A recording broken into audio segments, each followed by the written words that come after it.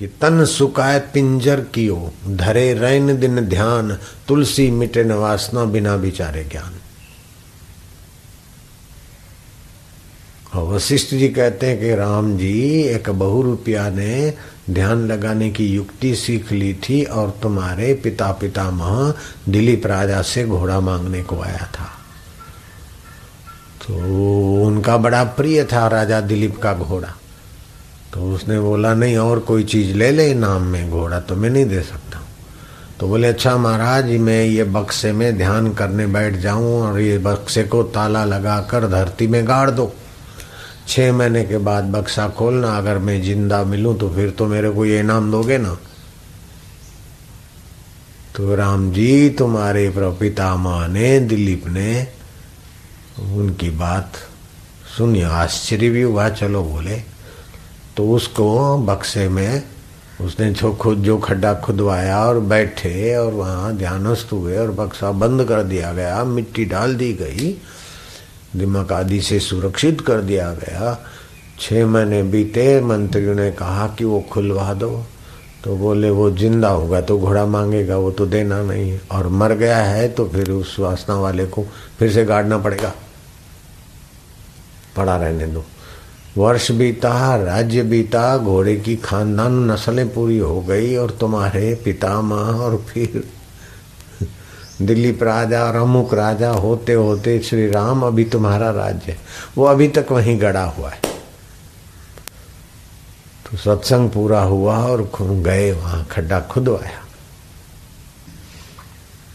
और फिर उसको जो भी लोहे आदि के बक्से में या चांदी के बक्से में या सोने के बक्से में, किसी में भी फिट किया होगा, जिसमें बक्से का मतलब लकड़ का बक्सा नहीं डाला होगा,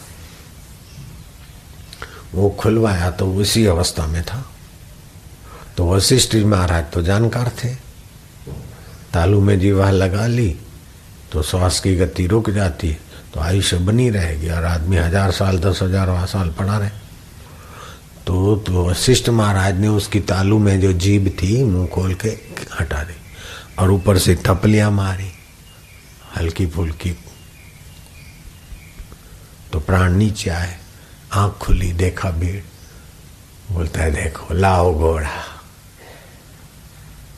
हाँ, 50 वर्ष बीत गए, 60 वर्ष, 1000 वर्ष, कितने वर्ष बीत गए, आंकड़ा तो उसमें है योग, फिर भी वासना नहीं मिटी। अब तो भगवान राम को उनके गुरुदेव बताते हैं कि ज्ञान की महिमा है ब्रह्माकार वृत्ति की, अज्ञान निवर्तक तत्व ज्ञान की आवश्यकता है। समाधि का अपना महत्व है, कर्म का अपना महत्व है, सेवा का अपना महत्व है, सज्जनता का अपना महत्व है, लेकिन ब्राह्मी स्थिति प्राप्त कर कार्य रहे ना शेष, मोह कभी ना ठग सके इच्छा नहीं लवलेश। पूर्ण गुरु कृपा मिली, पूर्ण गुरु का ज्ञान, आंसूमल से हो गए साईं आशाराम। उस अवस्था के बिना कहीं रुकना नहीं।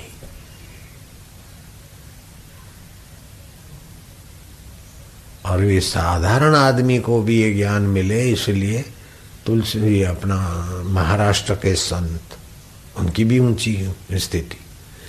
जगत में सर्व प्रकारे सुखी कौन है, मना तुम शोधु नहीं पाए। बोले दृष्टि ज्ञानमयी कृत्वा पश्चित हरिरेव जगत। विठल का भजन करो, विठल मेरी माई है, विठल मेरी आई है, पांडुरंग सब कुछ है। ये करने वाले संत भी आखिरी में बोलते हैं कि ज्ञानमयी दृष्टि। समर्थ रामदास भी कहते हैं, अगर अपना कल्याण चाहे, दास बोध में लिखा कि ब्रह्म ज्ञान का अभ्यास करना चाहिए, ब्राह्मी स्थिति प्राप्त कर।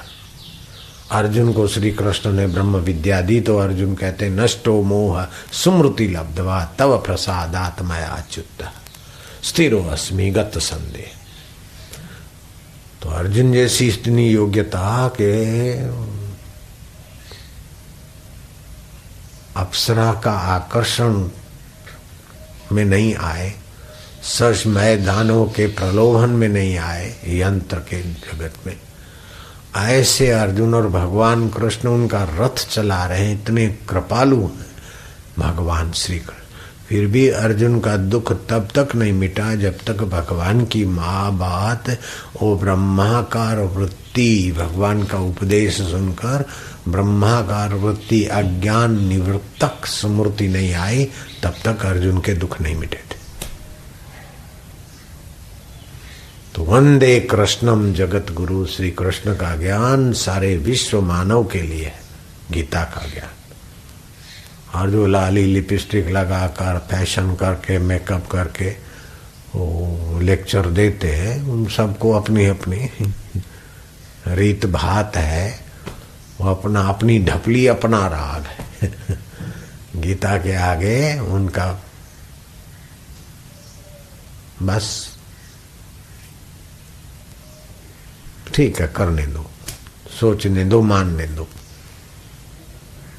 मुंडे मुंडे मतिर बिना। अपने पास तो गांधी जी के पास गीता का ज्ञान था, है देख लो, राम नाम का आश्रय था। नहीं हत्थे ज्ञान नहीं, गांधी जी हथियार वालों को परास्त करने में सफल हो गए। ऐसी संस्कृति में अपना जन्म हुआ है, कितने सौभाग्य। राम बोलने से राम के रकार का सूर्य तत्व हमारे सूक्ष्म शरीर को पुष्ट करता है। मकार से चंद्र तत्व तो हमारा अंतःकरण पुष्ट होता है। डिप्रेस विप्रेस हाई बीपी लो बीपी होने वाला जो भी है वो सब सूक्ष्म शरीर से ही होता है। राम राम राम राम। गीता का ज्ञान, ओमकार का जप, राम का जप, ये साइंटिफिक उच्चारण। कौन से केंद्र पर किस मंत्र का प्रभाव पड़ता है, ये बहुत एक एक मंत्र की जब हम व्याख्या देखते सुनते हैं और उनके ऋषि सुनते हैं तो हमारा हृदय और श्रद्धा से भर जाता है। ओमकार मंत्र भगवान नारायण ने खोजा है, बनाया नहीं है। ओहो, वो सृष्टिकर्ता भगवान नारायण, चतुर्भुजी नारायण। गायत्री मंत्र विश्वामित्र ऋषि ने खोजा है, उसका समाधि में महत्व महान था। ओम भूर्भुवः स्वः तत्सवितुर्वरेण्यं। तो ऐसे अलग अलग ओम नमः शिवाय मंत्र हैं और मंत्र हैं। जैसे कितना भी समस्याएं हैं, कोई एकाएक समस्या आ गई तो ऋषियों ने खोजा बीज मंत्र, उसका उच्चारण करो, एकाएक आई हुई समस्या से निपटने में बल आ जाएगा। कष्टों से भरी जिंदगी है, वो दूसरा मुख मंत्र है, 9 बार वो जप करो, 9 बार लगातार बोलो, ऐसा 108 बार जप करो, चला जाए।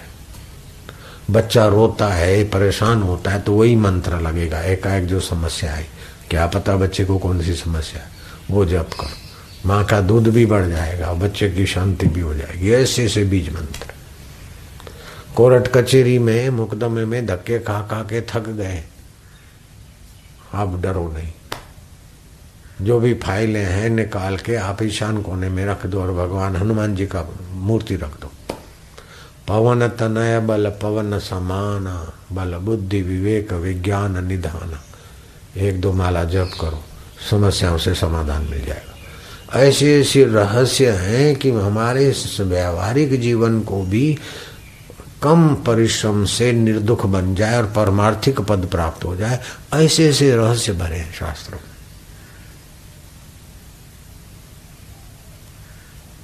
और उद्देश्य सबका ये, आखिरी उद्देश्य ये है कि आप जन्मने और मरने वाले हाड़ मांस के शरीर नहीं हो, दुखी सुखी होने वाले मन नहीं हो, निर्णय बदलने वाली बुद्धि नहीं हो।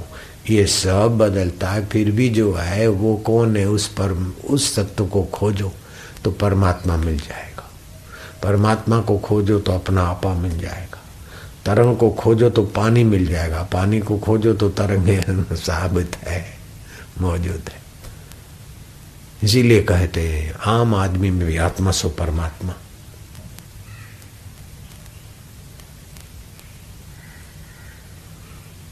भगवान भगवान भगवान भगवान भगवान किसी को किसी ने कह दिया तो मैं भगवान हूँ, ऐसा परिच्छिन्न अहंकार है तो वो खतरे में। लेकिन भगवान भगवान से वो अपने भगवत तत्व की स्मृति में तो भगवान ही है, क्या फर्क तो पड़ता है। हमने तो आश्रम के हमारे जो बच्चे हैं उनको भी ऐसे संस्कार डालें कि जो बातचीत करते ना तो एक दूसरे को भगवान बोलते, प्रभु जी। आश्रम में कोई आता है ना उसको प्रभु जी बोलते, भगवान बोलते। हमारे बच्चों में ऐसे दिव्य संस्कार हमने डाले। वो भले किसी भी जाति मजहब पंथ का है, लेकिन उसकी धड़कन प्रभु जी है कि सत्ता से। वो चाहे अपने को कुछ भी माने, लेकिन तुम उसमें प्रभु जी देखो। नामदेव ने कुत्ते में प्रभु को देखा, तो तुम आगंतुक में भगवान को देखो तो क्या घाटे की बात है। और हमें विश्वास है कि कैसा भी युग आ जाए, कलयुग का बाप, फिर भी सतयुग का अंश रहता है, सज्जनों का सत्व रहता है। और अच्छे सज्जन लोग थोड़े बहुत संगठित रहते हैं, तभी ऐसे कलयुग के तूफान भरे कुप्रचारों से समाज की रक्षा हो सकती। सूरत में भी कुप्रचार चला था किसी प्रकार का, किसी के लिए, और मेरे को बोला आप भी, मैं क्या, हमने तो ये कहा कि मिलजुल के अभी कंधा से कंधा मिलाकर सूरत की प्रजा की सेवा करो। अब एक दूसरे पर आरोप प्रत्यारोप का समय नहीं है। किसने भूल की और कौन गुनाहगार है और कौन कैसा है और कौन कैसा है, ऐसा करके अपनी शक्तियों का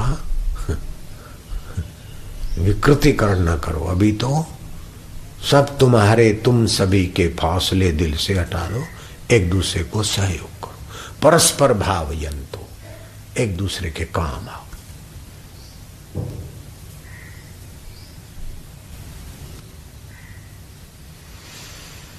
नारायण, विकृति फैलाना, भ्रामक प्रचार फैलाना, ये कोई कठिन काम नहीं है।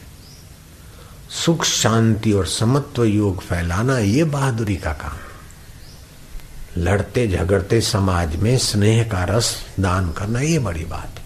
वर्ल्ड रिलीजियस पार्लियामेंट में मैंने बार बार इस बात पर ध्यान दिलाया था कि किसी भी धर्माचार्यों को, लेक्चररों को अथवा राजनेताओं को मेरी ये प्रार्थना है कि जातिवाद, वर्गवाद, फलानावाद ये करके मनुष्य को एक दूसरे की नजरों से गिराना और भिड़ाना, इससे मानवता की सेवा नहीं होती, मानवता के साथ विश्वासघात होता है। मानवता की सेवा है कि मानव के हित में लगे, स्नेह में लगे, एक दूसरे को समझे और निकट आए। भले कोई किसी मजहब को मानता है, कोई किसी रिलीजियस को मानता है, किसी धर्म को मानता है, किसी गुरु को मानता है, लेकिन कुल मिलाकर है तो धरती का मनुष्य। मनुष्य के हित में काम करो। मैं कभी किसी मजहब अथवा किसी धर्म को या किसी गुरु को मानने वाले की क्रिटिसाइज में विश्वास नहीं करता। ठीक है, अच्छा है। मेरे सत्संग में ऐसा नहीं कि मेरे शिष्य ही आते, कई संप्रदाय के, कई मजहबों के। पाकिस्तान गया तो कई लोग, अभी भी दुबई से कई लोग आते हैं। यहाँ हिंदुस्तान में भी कई मेरे बोरे, कई मुसलमान भक्त हैं, ईसाई भक्त हैं। मेरे मन में ऐसा नहीं होता कि कुछ पराया है कोई। सब तुम्हारे, तुम सभी के फासले दिल से हटा दो। लेकिन ये तो वशिष्ठ और राम जी के ज़माने में बोलने वाले और हवाएं फैलाने वाले थे, तो अभी मेरे कहने से सब चुप हो जाएगा और शांत हो जाएगा, ऐसा मैं कोई आग्रह नहीं रखता हूँ। फिर भी जो अच्छे हैं वो अच्छी बात मानकर स्वीकार कर ले तो उनकी मौज है, न माने तो उनकी मौज है। आसाराम बापू पर छाया संकट है। अब हम मानूं तो मेरी मौज है, नहीं मानूं तो मेरी मौज है। आपको बोलने की मौज है, सुनने वालों को सुनने की मौज है। हाय रे मेरे पे संकट आ गया रे, हाय भगवान। अब मैं छाती कूटूं तो मेरी मौज है, और गुरु के ज्ञान में मस्त हूं तो मेरे गुरु की कृपा है, मेरी मौज है, मेरे गुरुदेव की कृपा बचाने की। जयराम जी की नारायण हरि।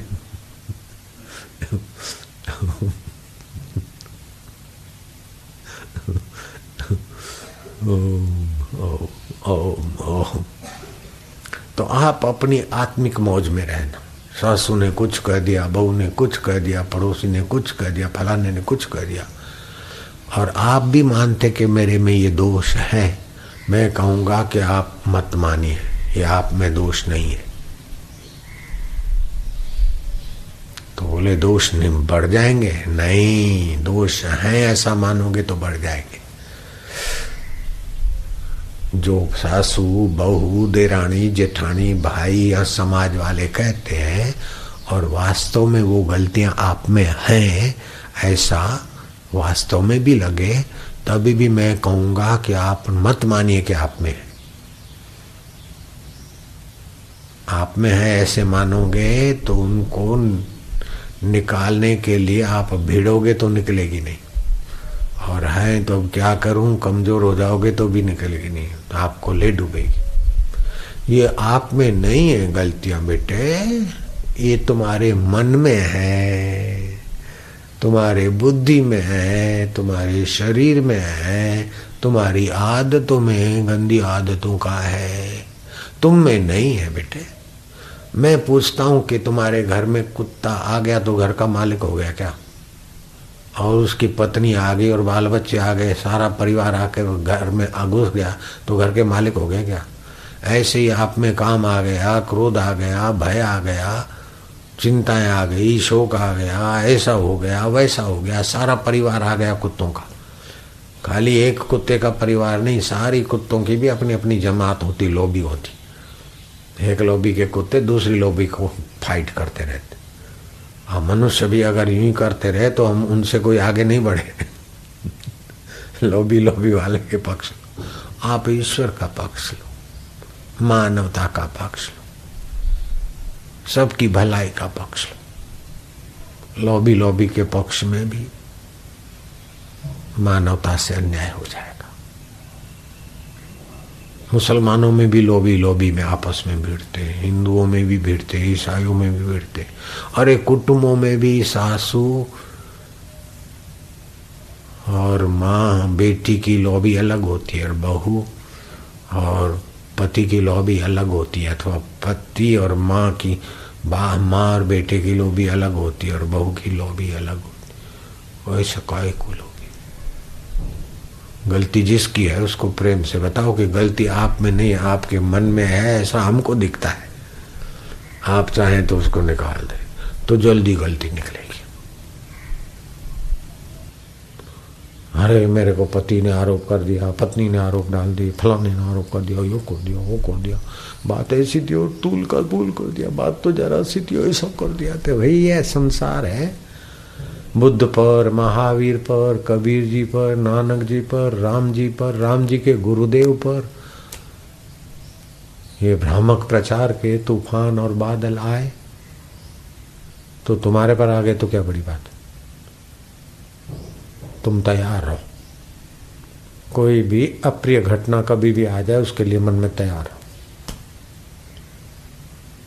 क्योंकि हमारा आत्मा तो नित्य है और मरने वाली परिस्थितियां और घटनाएं तो नित्य है। फिर क्या फर्क पड़े? उठत बैठत वही उठाने का, तो कबीर हम उसी ठिकाने गुरु के ने जो ब्राह्मी स्थिति प्राप्त कर, कार्य रहे ना शेष, मोह कभी ना ठग सके। शरीर में हूं, यश मेरा है, अपयश मेरा है, ये मोह है। मैं सच्चिदानंद ब्रह्म हूं, भगवत सत्ता हूं। सृष्टि के आदि में जो था वही मैं हूँ, परले के बाद जो रहेगा वही मैं हूँ, शरीर के मरने के बाद भी जो रहेगा। और जन्म मरण मेरा धर्म नहीं, पुण्य पाप कुछ कर्म नहीं, वो जो तत्व वही मैं हूँ। ऐसी अनुभूति वाले को ब्राह्मी स्थिति प्राप्त कर कार्य रहना शेष।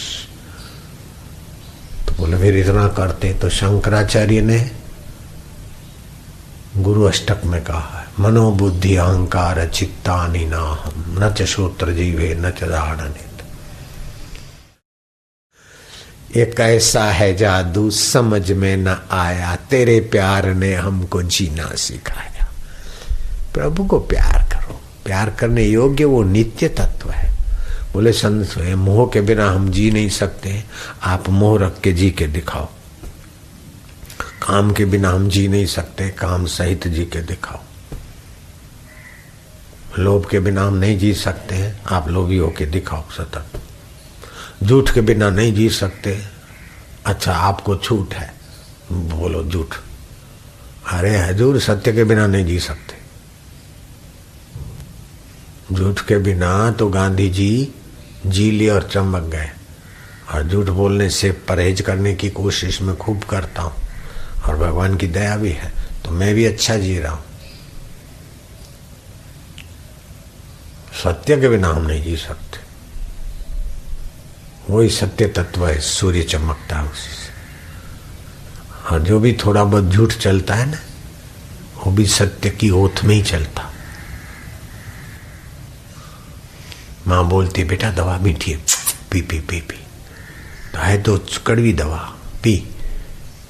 के हित की भावना से, हित की भावना ये सत्य का पक्ष है, तभी माँ को माँ बोला जाता है। नहीं तो झूठी कपटी कड़वी दवा बच्चे को पिलाने वाली हो तो शत्रु है। नहीं नहीं, माँ है, माँ है, शत्रु नहीं। मारती तभी भी माँ है, कड़वी दवा पिलाती तो माँ है, क्योंकि हित की भावना से भरी। ऐसे ही संसार में तुमको प्रतिकूलता ये हुआ है, तभी भी वो परमात्मा रूपी, वो महाराष्ट्र में तो ये महाराष्ट्र के लोगों पर मैं बहुत कभी कभी ज़्यादा राजी हो जाता हूँ, क्योंकि ऐसा खोजा है उन संतों ने और महाराष्ट्र के लोगों ने। भगवान को भी खूब बोलते, शंकराचार्य ने तो कहा भगवान को माँ, हमारी संस्कृति ने तो माँ कहा, लेकिन महाराष्ट्र ने इस भाव को खूब, विठ्ठल मावली, गुरु मावली, माझी मावली, ये मेरे को बहुत अच्छा लगता है।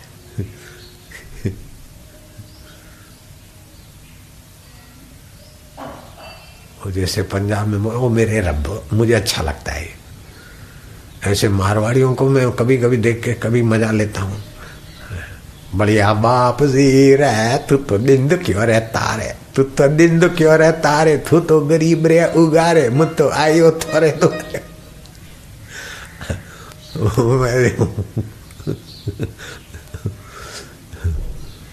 सिंधी भाई, झूले झूले झूले झूले लाल आयो लाल झूले लाल। अरे एक क्यों प्रेशर कर रहे हैं पैरों को, हाथों को? झूले लाल की भावना से भाव केंद्र विकसित कर रहे हैं। वाह, क्या करो भैया, हम तुम्हारे साथ हैं। अरे रॉक और पॉप म्यूजिक से तो सेक्सुअल केंद्र विकृत होते हैं, और आदमी कामी, क्रोधी, मोही और क्या क्या हो जाता है, डॉक्टर डायमंड का कहना। और भारतीय संस्कृति से जो कीर्तन है वो तो आदमी के भाव केंद्रों को, चौथे केंद्र को सुविकसित करता है, वो तो सेक्सुअल केंद्र को उत्तेजित करते। इसीलिए चाहे धन गुरु नानक हो, चाहे हरिओम वाले हो, जय सिया राम वाले हो, चाहे झूलेलाल वाले हो, चाहे बढ़िया बाप वाले हो, लेकिन मेरे को तो लगता है कि सभी मेरे प्रभु वाले हैं। माझी मावली, माझी विठ्ठल मावली, गुरु मावली, मेरे भगवान वाले हैं वो। कसा भाव सत्य लागतो, आनंद येतो, बोले हो, आनंद येतो, बोले हो, नारायण नारायण नारायण। ओ भैंस की बछड़ियां जब भागती है ना, या भैंसे भागती, तब मुझे लगता है कि कैसा तू भागता है, मुझे तो उसी की याद आती। तो क्या खेल कर रहा है तू?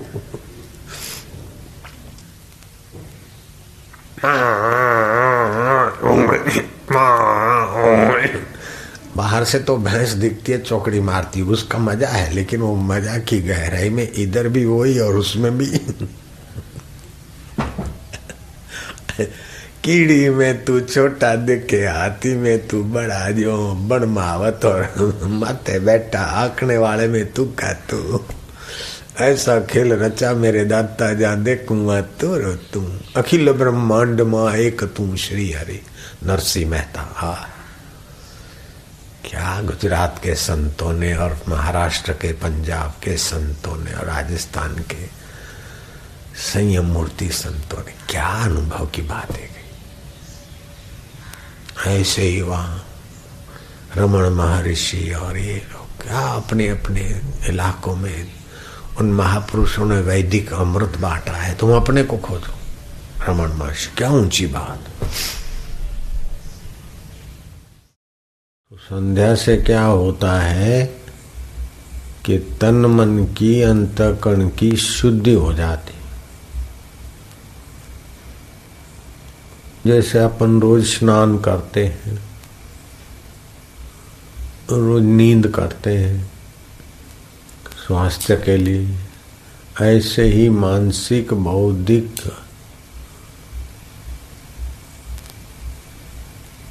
स्वस्थता के लिए भी संध्या होती। ब्रह्म ज्ञान का ऊंचा सत्संग, उस ऊंचे सत्संग में से भी समय निकालकर वशिष्ठ जी बोलते हैं कि राम जी संध्या का समय हो गया है। तो संध्या में तर्पण होता है, प्राणायाम होता है, जप होता है, ध्यान होता है, गायत्री मंत्र का जप होता है और अपना इष्ट मंत्र का जप।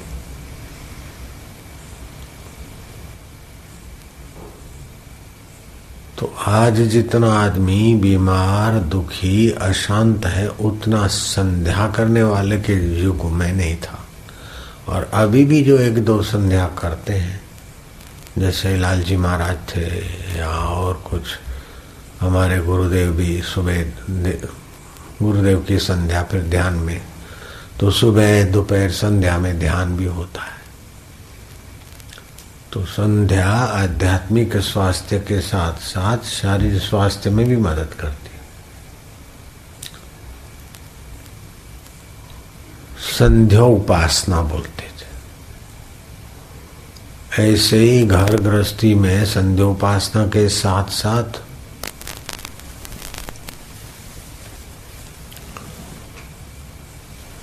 ये माघी पूर्णिमा का स्नान है, बैसाखी है, इन त्योहारों का स्नान दान आदि का भी महत्व जानते थे लोग और प्रसन्न रहते थे। पुण्यात्मा पुण्य के बल से चित्त सात्विक होता है, प्रसन्न होता है।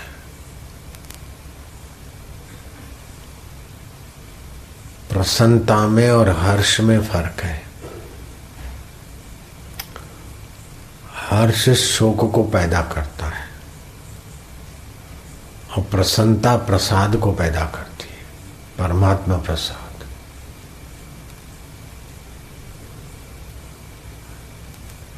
प्रसादे सर्व दुखानाम, सभी दुखों के सिर पर नाचने की शक्ति परमात्मा प्रसन्नता, परमात्मा प्रसाद से आती।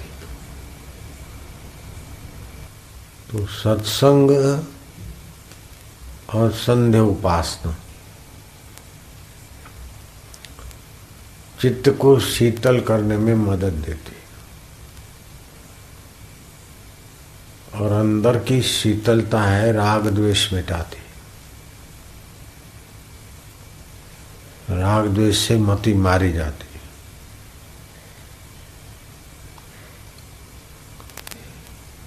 राग द्वेष ज्यों ज्यों कम होता है त्यों त्यों भगवान की निकटता मिलती है, और ज्यों ज्यों राग द्वेष ज्यादा होता है उतना उतना विकारों में और बेवकूफ़ी में और दुखों में आदमी गिरता है।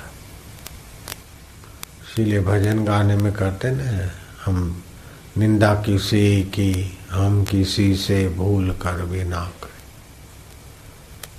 द्वेष किसी से ना करें, राग द्वेष ना करें।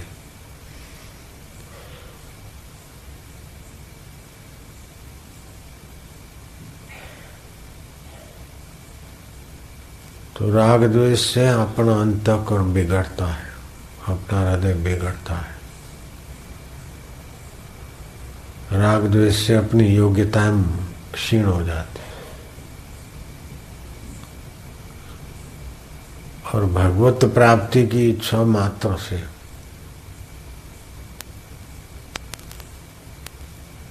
भगवत उपासना करने से राग द्वेष शांत होता है। तो सत्संग तो भगवान का दर्शन करने के बाद भी सत्संग की आवश्यकता पड़ती है। अर्जुन भगवान के दर्शन कर चुके थे, लेकिन सत्संग के बिना अर्जुन का दुख नहीं मिटा। और सत्संग ये बताता है कि जो आपको दुख देता है वो छूट रहा है, और जो सुख स्वरूप है वो अभी मौजूद है, लेकिन जो छूट रहा है उसको पकड़ रखा है, और जो अभी मौजूद है उसका पता नहीं। दो तत्व है, एक परिवर्तनशील तत्व है और एक सदा रहने वाला तत्व।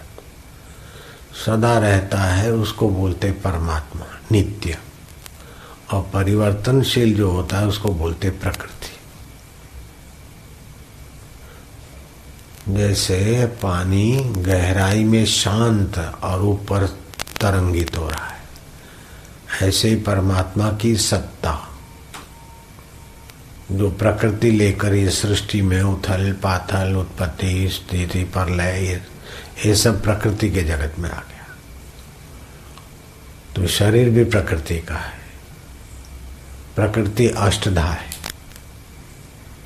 पृथ्वी जल तेज वायु आकाश मन बुद्धि और अहम मैं, यह अष्टधा प्रकृति है। चैतन्य ब्रह्म परमात्मा में उससे अलग हूं। गीता में भगवान ने कहा भूमि रापो अनलो वायु खम मनो बुद्धि रेवच अहंकार इत्येव मैं भिन्ना प्रकृति अष्टधा, ये मुझसे भिन्न है। भिन्न है, लेकिन भगवान की सत्ता के बिना वो एक क्षण भी नहीं रह सकती। जैसे तरंग से गहरा पानी कहे कि ये तरंगे जो हो रही है इसमें कुछ भी हो मैं इनसे भिन्न हूं, लेकिन तरंगे पानी से भिन्न नहीं रह सकती। ऐसे ही प्रकृति परमात्मा सत्ता के बिना नहीं रह सकती। इससे शरीर प्रकृति का है, लेकिन आपका चैतन्य ना हो तो शरीर क्या रहेगा? जीभ क्या बोलेगी, हाथ क्या देख लेंगे, आंख क्या देखेगी? तो ये सब पंच भौतिक शरीर मन बुद्धि और अहंकारी प्रकृति अष्टधा प्रकृति। जैसे सूर्य से हमारी धरती जुड़ी हुई है और धरती के सभी लोग जुड़े हुए हैं, तो हम सब सूर्य से जुड़े हुए हैं। सूर्य वहाँ ठंडा हो जाए तो विज्ञानी भी जिंदा नहीं रहेगा कहने के लिए कि सूर्य ठंडा हो गया आप अपना टेम्परेचर मेंटेन कर लो, नहीं कह सकता। तो आप सूर्य से जुड़े हैं, आप में सूर्य है, आप सूर्य से जुड़े हो, फिर भी आपके हमारे शरीर मरने से सूर्य भिन्न भी है। सूर्य हमसे जुड़े हैं पूरे और हमसे अलग है पूरे। हमारे की मृत्यु हो जाए तो सूर्य को कुछ नहीं फर्क पड़ता। इधर घास चारे में, इधर सारा घास चारा जीव जंतु जीव जगत सूर्य से जुड़ा है, ठीक है ना। लेकिन इसका कुछ भी हो जाए तो सूर्य हमसे जुड़ा है, लेकिन फिर भी अलग है। ऐसे अष्टधा प्रकृति सत्ता लेकर परमात्मा की ये सारा खेल करती, फिर भी परमात्मा उससे अलग है। ऐसे ही अष्टधा प्रकृति का शरीर आपका, आप इससे जुड़े या आपसे जुड़ा है, लेकिन शरीर मर जाता है फिर भी आप रहते हैं। शरीर बीमार हो जाता है तब भी आप रहते हैं। मन में दुख आता है तब भी आप रहते हैं, दुख को देखने वाले। बुद्धि निर्णय करती तब भी आप रहते हैं, बुद्धि निर्णय बदलती है तब भी आप रहते हैं, और अहंकार बदलता है तब भी आप रहते हैं। मैं बालक हूँ अभी, फिर मैं जवान हूँ, मैं वृद्ध हूँ, शादी कर ली, मैं पति हूँ, मैं पत्नी हूँ। तो ये मैं बदलता है, उसको भी जानने वाला उसमें से अलग है, ठीक है ना।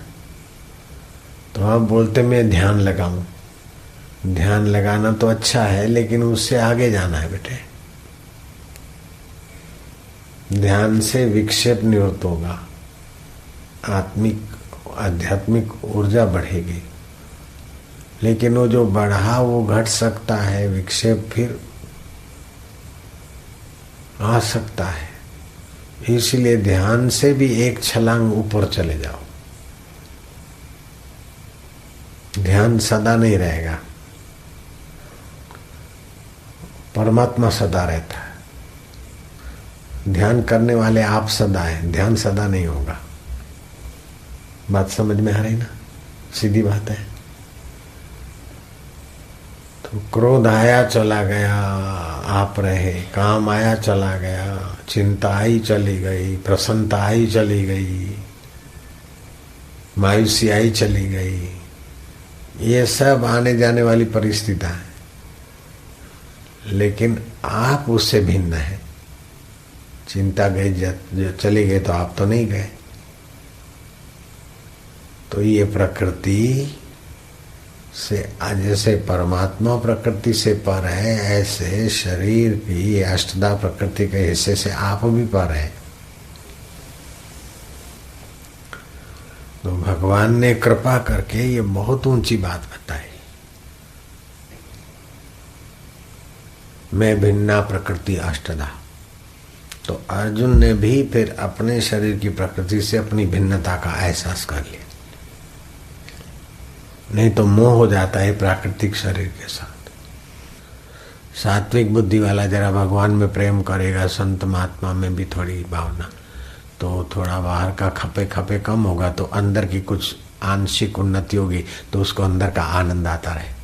लेकिन वो अंदर का जो उसको मजा आता है, वो तामसी और राजसी बुद्धि वाले भांप नहीं सकते। बोले क्या रोज रोज ध्यान में बैठना, क्या रोज रोज टाइम खराब करते।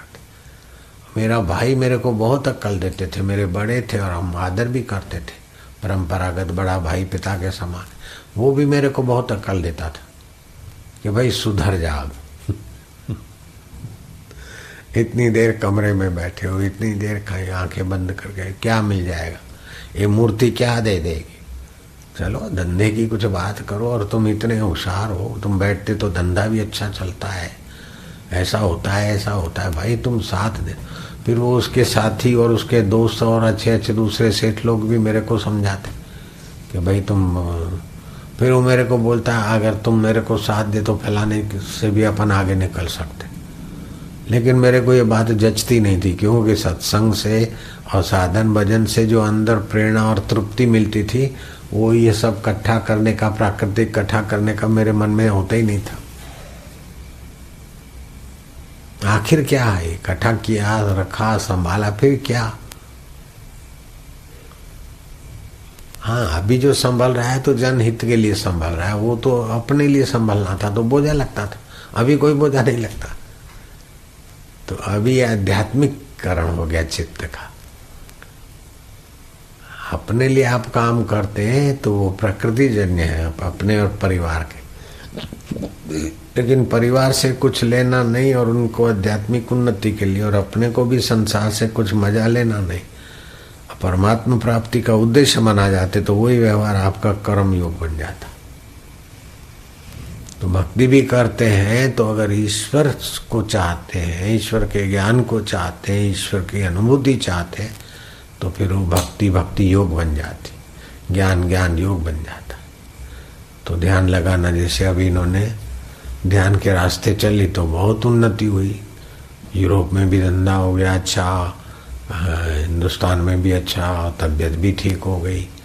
लेकिन ये सारा विकास जो हुआ लोगों की नज़र से तो बहुत लाभ हो गया। परिवार में भी बड़ा हो गया कि जब से बापू के पास गई आत्मसुधा अच्छा हो गया। अभी 50-100 करोड़ की होटल भी बना रहे हैं, ठीक है। तो ये, लेकिन फिर भी ये सारा विकास तुम्हारा नहीं हुआ। तुम्हारा विकास जितने अंश में तुमने किया बेटे, उसका ही थोड़ा सा पुण्याई तुम्हारे परिवार को अपने बिजनेस में या स्वास्थ्य में मदद रूप हो गया। तो कहने का तात्पर्य है कि आध्यात्मिक उन्नति करते तो पर की उन्नति में भी सूझबूझ और प्रारब्ध भाग्य की रेखाएं बदलने लगती। मेटत कठिन कुअंक बाल। लेकिन बाहर की कितनी भी बनाओ, 50 करोड़ की बनाओ, 5 करोड़ की बनाओ, 100 करोड़ की बनाओ, लेकिन आखिरी ये समझो कि ये हमारे लिए नहीं है, ये परिवार वालों के लिए, शरीर के लिए है। ये शरीर में नहीं हूं, तो जो आप नहीं है उसको अभी से नहीं मानो, और जो आप हैं, इतना भी ध्यान लगाकर ज्ञान सुनकर जो आप होने वाले हैं या पाने वाले, उसको समझो मैं अब भी हूं। जो कभी नहीं मरता वो मैं हूं, और जो सदा नहीं टिकता वो शरीर है।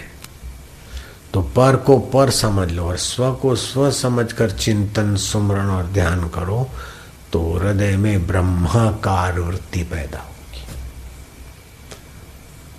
ध्यान किया तो विक्षेप शांत हुआ, दान पुण्य किया अथवा सत्कर्म किया तो पुण्य प्राप्त हुआ।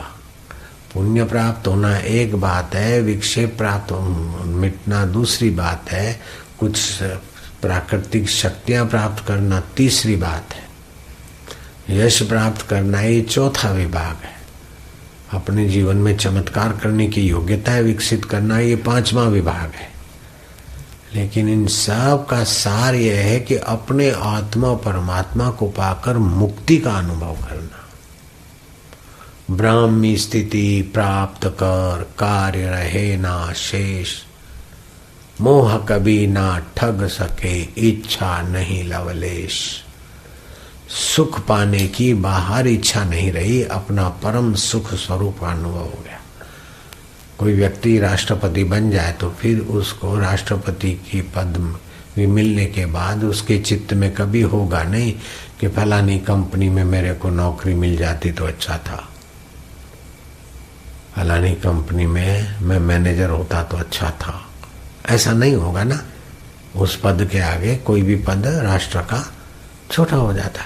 ऐसे ही परमात्मा पद में स्थिति हो गई स्व की, तो फिर इच्छा नहीं लवलेश। फिर भी इच्छा करने वाले लोगों की ना ही उनका व्यवहार तो होगा, लेकिन वो अपने सुख के लिए उनकी इच्छा नहीं होगी,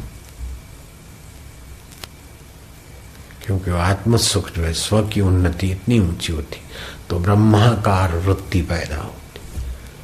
तो अपने और परमात्मा के बीच जो नासमझी है उसका पर्दा हट जाता, उसमें ईश्वर की कृपा आखिरी में काम करती खूब। जैसे वैजंती लेकर कन्या आई, दूल्हा तो वही बनेगा जिसको वो पसंद करे। ऐसे ही परमात्मा के रास्ते चलते और ईमानदारी से ईश्वर के सिवा कुछ नहीं चाहिए, तब वो परमात्मा पसंद करते। तो गुरु के चित्त से भी वही उपदेश के बहाने, कृपा के बहाने बरसते, अपनी तड़फ होती है।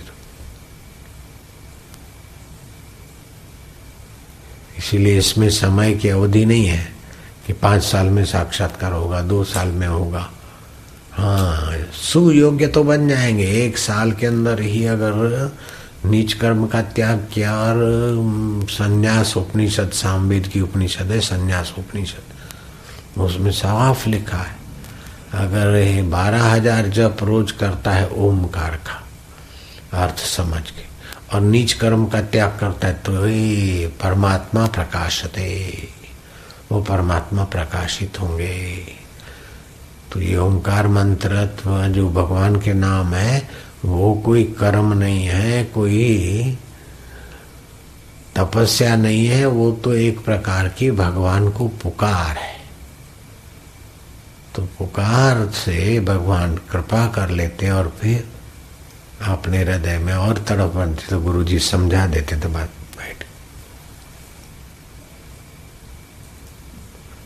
मनुष्य बुद्धि और जो योग्यता है परमात्मा प्राप्ति की, और परमात्मा हमसे दूर नहीं है, हम कठिन नहीं है, पराये नहीं है, अब भी हैं, हमारे हैं, सुहृद हैं। ऐसा एक पक्का मन बना लो। अभी तो मानते कि भगवान माना कहीं दूर बैठे, हमसे वो अलग है, कुछ करेंगे, ऐसा बनेंगे, तैसा बनेंगे, तब कहीं भगवान मिलेंगे। ये एक ना समझी लगा दी।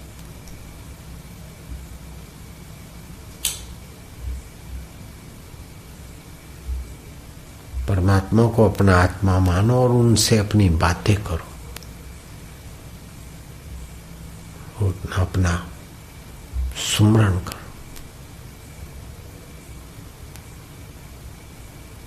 जितना परमेश्वर के साथ अपनात्व होगा उतना भजन में बरकत बढ़ जाएगी, रस बढ़ जाएगा, ज्ञान बढ़ जाएगा। अगर परमात्मा में रुचि नहीं है तो मनुष्य का जीवन कैसा हो जाता है, एकदम। कुत्ते जहाँ रहते ना किसी जगह पे 4-5 तो मिलके रहते, दूसरे पड़ोस के कुत्तों के साथ भिड़ते, लेकिन अपने अपने मोहल्ले के, अपनी अपनी जगह के। अपनी गलती कहाँ होती है, पड़ोस पड़ोस के 4 आदमी मिल नहीं सके, अपनी अपने संप्रदाय के 4 आदमी मिलके दिल खोल के बात नहीं कर सके, तो कितनी विडंबना है। तो वे लोग तो ईश्वर प्राप्ति का तो सवाल ही पैदा नहीं होता, मनुष्य कहलाने के लायक नहीं है। मनुष्यत्वम मुमुक्षुत्वम महापुरुष संश्रयम एतदित्रयम दुर्लभम, शंकराचार्य ने कहा। एक मनुष्य का जो मनसा सीवित मनुष्य, जैसे सुई 2 कपड़ों को जोड़ती है, ऐसे ही जो जोड़ने की रीत जाने, कला जाने, उसको मनुष्य कहते हैं। यहाँ तक कि जीवात्मा को परमात्मा से जोड़ ले, यहाँ तक ऊंची कला होनी चाहिए। उद्योगी रहे, उपयोगी रहे, सहयोगी रहे, सुना हुआ फिर भी उतरता नहीं है, तो कितनी अंतःकरण की नीची स्थिति है, कितना हलकट जीवन है गहरे में। सुना है कि इसके बिना उन्नति नहीं होगी। उद्योगी रहे, अपने कार्य में, अपने कर्तव्य में उद्योगी रहो, फिर एक दूसरे के उपयोग में आओ, सहयोगी बनो। तो उद्योगी, उपयोगी, सहयोगी बनना है। और ये मानते, सुनते, जानते, फिर भी आपस में 4 पड़ोसी साथ में न बैठ सके, अथवा कंपनी के 4 कार्यकर्ता आपस में मिलके काम नहीं कर सकते, तो कितनी विडंबना है, कितना द्वेष है, कितना राग है, कितनी पलायनवादिता है। और ये कौन निकालेगा?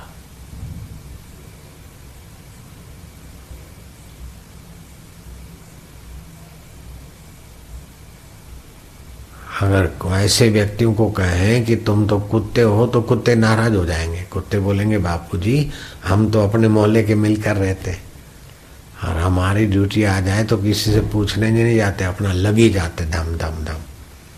यहाँ तो कंपनी का नुकसान हो तो हो, अपनी पार्टी का नुकसान हो तो हो, अपने फलाने का नुकसान हो तो हो, लेकिन हम एक दूसरे से नहीं बात करते, एक दूसरे को।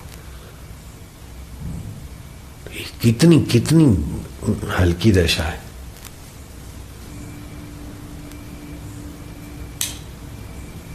तो 2 प्रकार की कमाई है। ऐहिक कमाई में भी तत्पर होना चाहिए, परमार्थिक कमाई में भी तत्पर होना चाहिए। ऐहिक कमाई, आप शरीर है तो शरीर को आवश्यकता है, तो आप ऐहिक व्यवहार में भी खरे उतरो, तब परमार्थिक व्यवहार।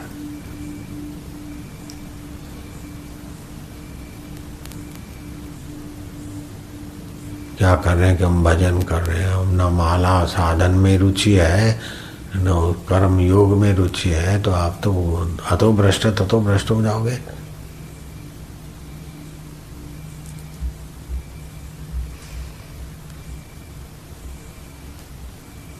तो उन्नति 2 प्रकार की होती है, और उसमें भी स्व के लिए आखिरी स्थिति ब्रह्म परमात्मा को पाने का उद्देश्य। आप जो 20 जगह पर सुन रहे हैं, स्व की उन्नति में लग जाओ, और प्राकृतिक पर की उन्नति का भी। पर की उन्नति में तो 8 घंटे लगे तो बहुत है। ईमानदारी से अगर 8-9 घंटा अपना अपना करते हुए तत्परता से करा तो भी बहुत हो जाता है। लेकिन असर हो तो बलिहारी।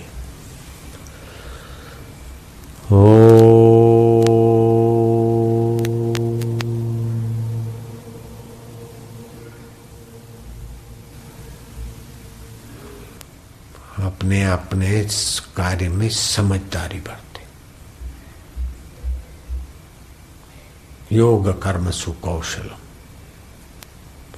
कर्म करने में पूरा मन। सफल कौन होता है? प्रकृति जन्य पर की पर जो कहते ना अपन पर प्रकृति का, उसमें संसार में सफल कौन होता है? जो पूरी योग्यता लगाता है काम करने में, पूरी अक्ल लगाता है।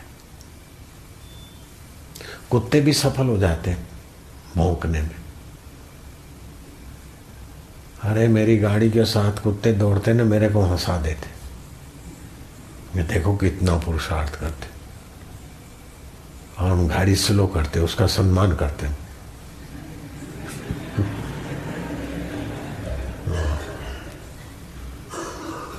जब दौड़ते हैं ना तो पूरे जोर से दौड़ते हैं, बाकी नहीं रखते कसर। ये थोड़ा मजे से चले, आराम से चले, दौड़े तो दौड़े। जब दौड़ेंगे तो पूरा दौड़ते। तो जो भी काम करो अपनी पूरी योग्यता लगा के करो। दूसरी फल की लोलुपता छोड़ो। तीसरी बात, छटक छटक छटक नेगेटिव विचार वाले अपने सिर पे ना आ जाए। कदाच सफल होंगे कि नहीं होंगे, कदाच।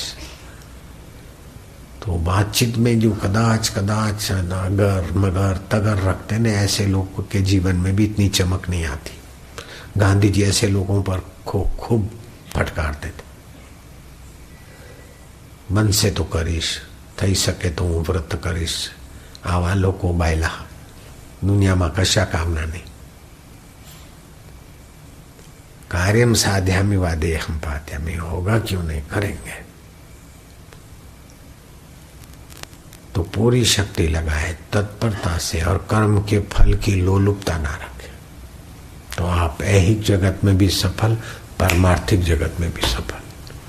ओम शांति।